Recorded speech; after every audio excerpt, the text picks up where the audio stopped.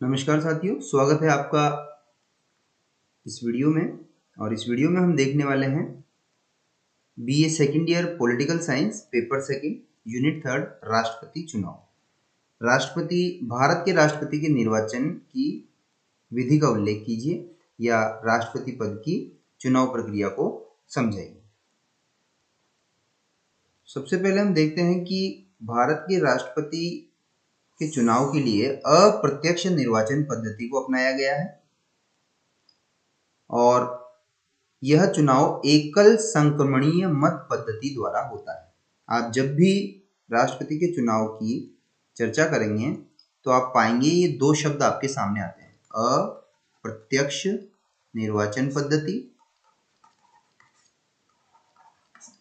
और एकल संक्रमणीय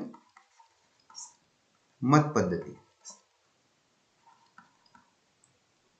इन दोनों शब्दों के अर्थ मैं आपको समझा देता हूं और इनको आप अच्छे से समझें, क्योंकि लोग या स्टूडेंट इनको केवल रटते हैं, समझते नहीं हैं।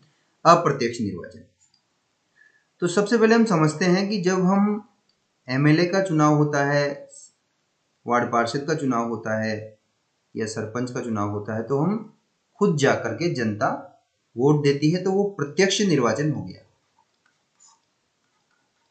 राष्ट्रपति के चुनाव में जनता वोट नहीं देती, जनता वोट देती है अपने एमएलए के माध्यम से, मतलब एमएलए वोट देता है और सांसद एमपी वोट देता है। तो एमएलए भी जनता का ही चुना हुआ प्रतिनिधि होता है और एमपी भी जनता का ही चुना हुआ प्रतिनिधि होता है। तो यहां पर जनता अप्रत्यक्ष रूप से वोटिंग कर रही है, इसलिए यह अप्रत्यक्ष निर्वाचन पद्धति कही जाती है। अब बात आती है एकल संक्रमणीय मत पद्धति। तो इसका मतलब ये होता है, एकल संक्रमणीय मतलब एक वोट संक्रमित है, सब जगह पर विद्यमान है। मतलब अगर इस तरह से 5 उम्मीदवार राष्ट्रपति चुनाव के लिए मैदान में हैं, तो एक एमएलए या एक एमपी अपना जो वोट देगा, इन पांचों को देगा एक ही वोट, लेकिन बस वो उसमें अपनी वरीयता डालेगा कि 1 नंबर पर मेरा वोट इनको, 2 नंबर पर इनको, 3 नंबर पर इनको, 4 नंबर पर इनको, 5 नंबर पर इनको। ये एकल संक्रमणीय मत पद्धति कहलाती है। जब पहले दौर की काउंटिंग होगी और मान लीजिए बी को इन पांचों में सबसे कम वोट मिले, तो बी को जो वोट मिले हैं, जितने भी वोट मिले हैं, 1 नंबर पे तो बी ही होगा, बी को जो वोट मिले हैं। मान लीजिए दूसरे एमएलए ने वोट दिया बी को, तो 1 नंबर पे तो बी ही होगा, तभी इसको वोट मिला हो। बाकी इनका उसने क्रम बदल दिया और ये कर दिया। तीसरे एमएलए ने वोट दिया, 1 नंबर पे तो बी होगा, तभी तो बी को मिला वो वोट। ये वोटिंग उसने की। अब जब ये बाहर हो जाएगा तो इसके जो वोट हैं वो बाकी लोगों को मिल जाएंगे। जैसे आप इसमें देखिए, इसमें 2 नंबर पर ए उम्मीदवार है, तो ये जो वोट है इस एमएलए का, ये चला जाएगा ए को। इसकी बात करें तो इसमें भी 2 नंबर पर ए है, तो ये भी वोट ए को चला जाएगा। अगले एमएलए को अगर अपन देखें, ये तो 1 नंबर पे तो बी रहेगा, ये वाला इस एमएलए का वोट जो है वो जाएगा डी को, ये वाला। इस तरह से सबसे कम वोट पाने वाले के वोट बाकी लोगों में बांट दिए जाएंगे। ठीक है। अब मान लीजिए उसके बाद अगले दौर की गणना हुई और उनमें डी को सबसे कम वोट मिले, तो इस डी को बाहर कर दिया जाएगा। और इस डी को बाहर करते ही इस डी के वोट देखे जाएंगे, इनमें 2 नंबर पे तो डी ही होगा, 1 नंबर पे तो बात ही खत्म हो गई। 1 नंबर पे तो या तो ये स्वयं था और यह बी था। तो 3 नंबर पे इसकी पर्ची में इसके पास जो वोट है, 3 नंबर पे जिसका नाम होगा, जिस उसको वो वोट चला जाएगा। इस तरह से एक ही वोट संक्रमण करता हुआ सबको मिलता चला जाता है। ये राष्ट्रपति के निर्वाचन की एकल संक्रमणीय मत पद्धति कहलाती है। अब हम बात करते हैं अलग अलग बिंदुओं की जो राष्ट्रपति की निर्वाचन प्रणाली से संबंधित हैं। सबसे पहले हम बात कर रहे हैं योग्यता की। अनुच्छेद 58 में राष्ट्रपति के पद के लिए चुनाव लड़ने के लिए योग्यता का निर्धारण किया गया है। अनुच्छेद 58 में ध्यान रखिएगा। पहली बात, भारत का नागरिक हो। दूसरा, 35 वर्ष की आयु प्राप्त कर चुका हो, कम नहीं होना चाहिए। तीसरा, लोकसभा का सदस्य, एमपी, लोकसभा का सदस्य निर्वाचित होने की योग्यता रखता हो। यहां पर समझिएगा, लोकसभा का सदस्य नहीं होना चाहिए, उसका सदस्य बनने की योग्यता रखता हो। और चौथा है कि वो कोई सांसद या विधायक नहीं होना चाहिए और किसी लाभ के पद पर भी कार्यरत नहीं होना चाहिए, जहां पर उसे मान लो सैलरी मिल रही हो, लाभ मिल रहा हो किसी तरह का। ये है राष्ट्रपति के पद के निर्वाचन के लिए योग्यता। भारत का राष्ट्रपति अप्रत्यक्ष निर्वाचन द्वारा चुना जाता है। तो अब हम देखते हैं निर्वाचक मंडल में कौन कौन से सदस्य शामिल होते हैं। अप्रत्यक्ष निर्वाचन, अप्रत्यक्ष निर्वाचन द्वारा वो चुना जाता है। अनुच्छेद 54 के अनुसार तो ये निर्वाचक मंडल अनुच्छेद 54 के अनुसार राष्ट्रपति का निर्वाचन करने हेतु एक निर्वाचक मंडल होगा, जिसमें संसद के दोनों सदनों के निर्वाचित सदस्य तथा राज्यों की विधानसभाओं के निर्वाचित सदस्य शामिल होंगे। तो अनुच्छेद 54 के अनुसार एक निर्वाचक मंडल होगा जिसमें संसद के दोनों सदनों के, लोकसभा और राज्यसभा, इनके केवल निर्वाचित सदस्य, मनोनीत नहीं, निर्वाचित। राष्ट्रपति सदस्यों का मनोनयन भी करता है इनमें, लेकिन मनोनीत सदस्य नहीं, केवल निर्वाचित सदस्य इसमें शामिल होंगे। 70वें संविधान संशोधन विधेयक जो 1992 में आया था, संविधान संशोधन, इसके द्वारा पांडिचेरी विधानसभा तथा दिल्ली की विधानसभा के निर्वाचित सदस्यों को भी राष्ट्रपति के चुनाव में भाग लेने की अनुमति प्रदान की गई है। तो देखिए, दिल्ली और पांडिचेरी, यहां पर विधानसभाएं हैं, तो इनकी जो विधानसभाएं हैं इनके निर्वाचित सदस्य भी इसमें शामिल होंगे। और ये कब से किया गया? 70वें संविधान संशोधन 1992 के तहत ये किया गया। ये तो निर्वाचक मंडल हो गया। दूसरा, एकल संक्रमणीय मत पद्धति।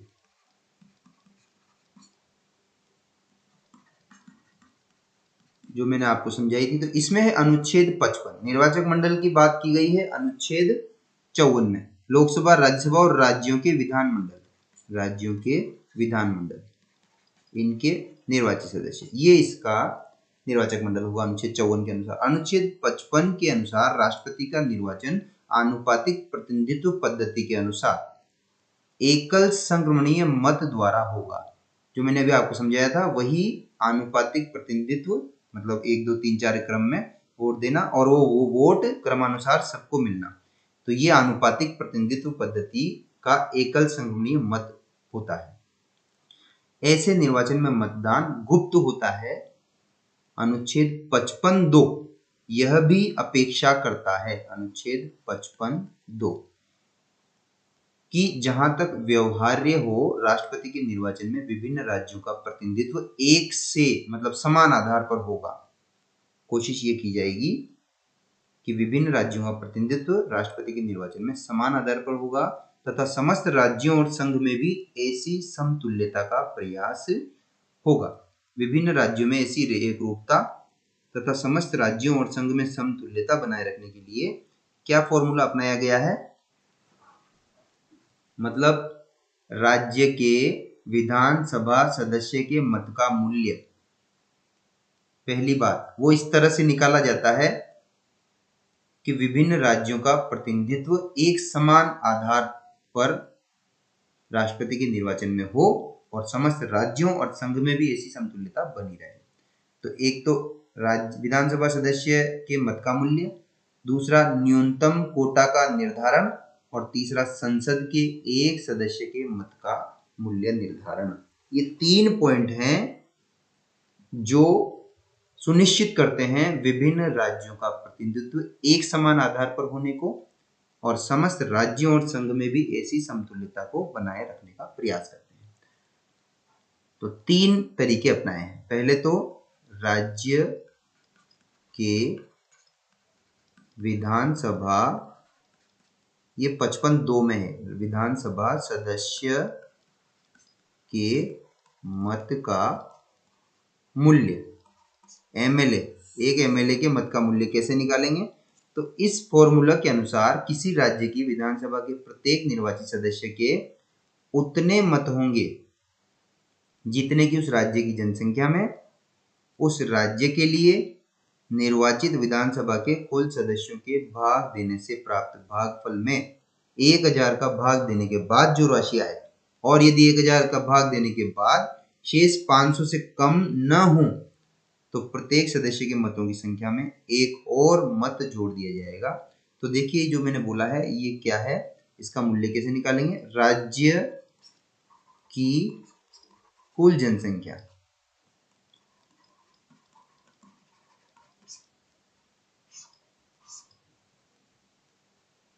और भाग देंगे इसमें राज्य विधानसभा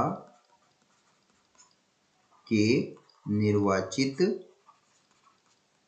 सदस्यों की कुल संख्या और डिवाइड बाय 1000। कुल जनसंख्या मान लीजिए 7 करोड़ है,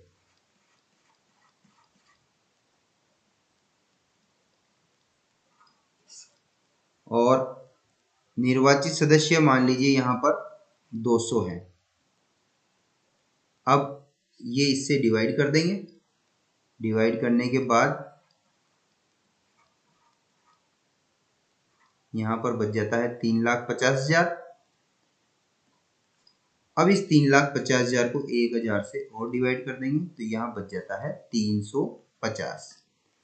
ठीक है, तो इसके बाद इसने कहा है कि इसके बाद जो राशि आए 1000 से भाग देने के बाद, यदि वो 500 से कम नहीं है तो प्रत्येक सदस्य के मतों की संख्या में एक मत और जोड़ दिया जाएगा। तो ये 500 से कम है इसलिए इसमें एक नहीं जोड़ेंगे। अगर ये 500 से अधिक होता तो फिर इसमें एक जोड़ देते, वही मूल्य आता, एक एमएलए के मत का मूल्य वही आता।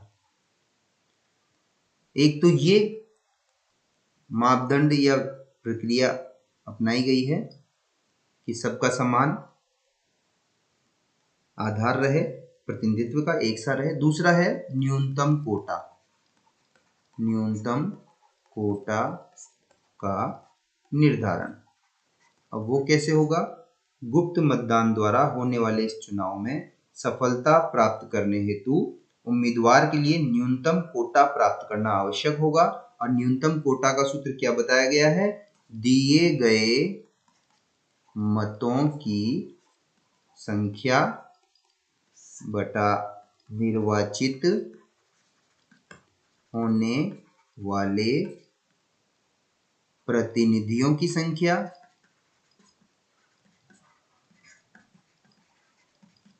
+1 और फिर उसके बाद +1।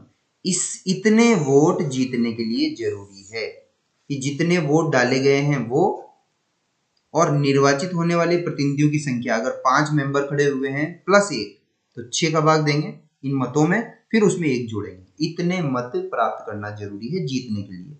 न्यूनतम कोटा की व्यवस्था इसलिए की गई है ताकि स्पष्ट बहुमत प्राप्त होने पर ही किसी व्यक्ति को राष्ट्रपति का पद प्राप्त हो। इस व्यवस्था से ही वह पद के अनुकूल सम्मान का पात्र हो सकता है। ये न्यूनतम कोटा का तरीका है। तीसरा पॉइंट है, तीसरा प्रावधान जो कि सुनिश्चित करता है सभी राज्यों के समान प्रतिनिधित्व को और राज्यों और संघ में भी समानता को। संसद, एक सांसद जो संसद सदस्य होता है, लोकसभा या राज्यसभा का सदस्य एमपी, उसके मत का मूल्य। तो समस्त राज्यों की विधानसभा के समस्त सदस्यों को प्राप्त मतों की संख्या का कुल योग। समस्त राज्यों की विधानसभाओं के समस्त सदस्यों को प्राप्त मतों की संख्या का कुल योग। तो आप देखिए, सारे जितने भी एमएलए हैं राज्यों के, उनके मतों, एमएलए के मतों के मूल्यों का योग। हमने एक एमएलए के मत का मूल्य निकाल लिया। ऐसे ही भारत के जितने भी एमएलए हैं उनके मतों के मूल्यों को जोड़ेंगे, और जोड़ने के बाद संसद के दोनों सदनों में निर्वाचित सदस्यों की संख्या, लोकसभा और राज्यसभा में जितने भी सांसद हैं उनकी संख्या, उनकी केवल संख्या, इससे भाग देंगे तो फिर एक एमपी के मत का मूल्य आ जाएगा।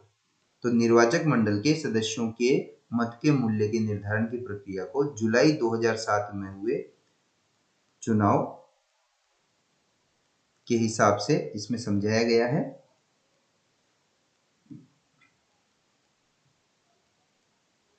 ये तो हुआ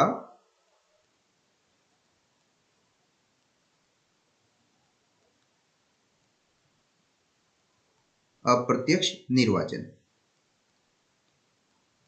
अब इसमें एक और पॉइंट आता है, वरीयता क्रम के आधार पर मतदान व मतगणना।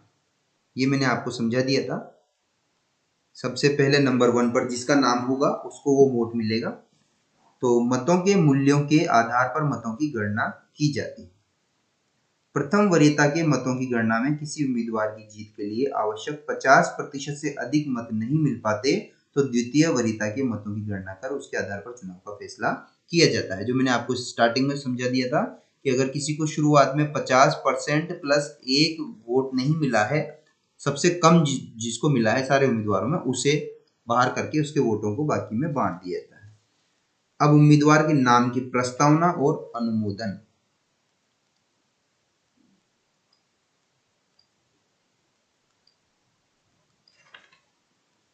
उम्मीदवार के नाम की प्रस्तावना और अनुमोदन। चुनाव में भाग लेने के लिए नाम प्रस्तावित भी तो करने पड़ेंगे ना। तो चुनाव लड़ने वाले प्रत्याशी के लिए 50-50 प्रस्तावक मतलब 50-50 तथा अनुमोदकों का समर्थन करना जरूरी होगा। 50 जो एमपी वगैरह हैं वो अनुमोदित करें नाम को कि भाई चुनाव लड़ने के लिए, और जमानत राशि निर्धारित होगी। चौथा है कार्यकाल। जमानत राशि अभी चेंज हो गई होगी, उसको आप लेटेस्ट अपडेट देख लीजिएगा, इसमें तो पुरानी है। राष्ट्रपति का निर्वाचन 5 वर्ष के लिए किया जाता है। वह चुनाव लड़ सकता है। वह समय से पूर्व भी अपने पद से त्यागपत्र दे सकता है। वह स्वेच्छा से, बीमारी की दशा में, मंत्रिमंडल के साथ गंभीर मतभेद उत्पन्न होने पर या महाभियोग की कार्रवाई से बचने के लिए या अन्य किसी कारण से अपने पद से त्यागपत्र दे सकता है। राष्ट्रपति का चुनाव वर्तमान राष्ट्रपति का कार्यकाल समाप्त होने के पूर्व होना आवश्यक है और सर्वोच्च न्यायालय के निर्देश के अनुसार एक या एक से अधिक राज्यों की विधानसभा भंग होने की स्थिति में भी ये चुनाव हो सकते हैं। ये भी क्वेश्चन बन सकता है कि मान लीजिए किन्हीं 2 राज्यों की भारत में विधानसभाएं भंग हैं, तो वहां पर वोटिंग भी नहीं कर सकते एमएलए, तब भी चुनाव राष्ट्रपति के हो सकते हैं। राष्ट्रपति के चुनाव नहीं रुकेंगे। बहुत ही इंपॉर्टेंट टॉपिक था ये। किसी भी तरह का डाउट होने पर आप मुझसे कांटेक्ट करके व्हाट्सएप नंबर पर या यूट्यूब पर डाउट क्लियर कर सकते हैं, क्योंकि ये क्वेश्चन बार बार सिविल सर्विसेज में भी कई बार इंटरव्यू वगैरह में पूछा जाता है, प्री मेंस एग्जाम में भी ये क्वेश्चन पूछा जाता है। इसलिए इसको आप अच्छे से क्लियर कर लें कि किस तरह से एमएलए के मत का मूल्य निकाला जाता है, एमपी के मत का मूल्य निकाला जाता है, और सभी राज्यों का प्रतिनिधित्व एक जैसा हो, समस्त राज्यों और संघों में भी समानता हो वहां पर प्रतिनिधित्व में, उसके लिए क्या प्रावधान है। तो 3 प्रावधान है एक तो विधानसभा के एमएलए के मत का मूल्य निकालना, एक न्यूनतम कोटा का निर्धारण और एक एमपी के मत का मूल्य निर्धारण निकालना। धन्यवाद।